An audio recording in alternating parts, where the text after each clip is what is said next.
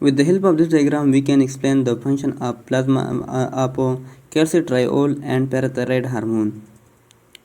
In the previous lecture, we studied that when there is a decrease in plasma calcium level, it directly activates the calcitriol,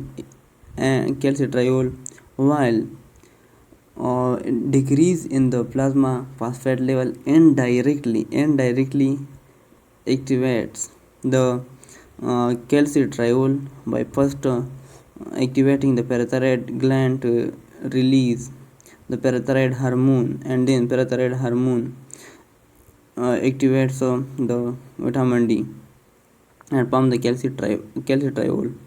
Now, when parathyroid hormone is formed and calcitriol is produced, what are the main functions of these hormone, parathyroid hormone and calcitriol? So this is decrease in plasma calcium and phosphate level. This causes an increase in parathyroid hormone, which is due to the phosphate. That is very important point.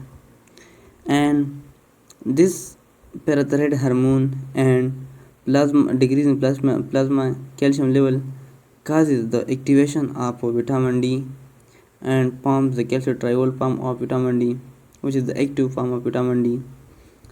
Now, what are the different functions of parathyroid hormone and calcitriol? First, calcitriol acts on the intestine and forms the calbindin protein by the intestinal cells, which increases the calcium absorption from the intestine.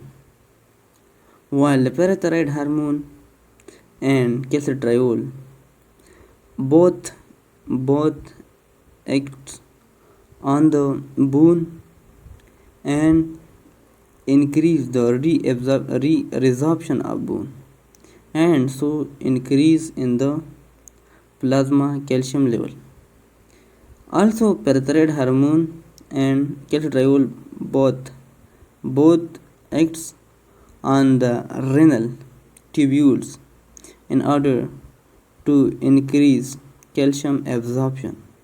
So this all things leads to one and only thing: plasma calcium level rises due to these. So this was a little bit detail, but a very short lecture about how vitamin D performs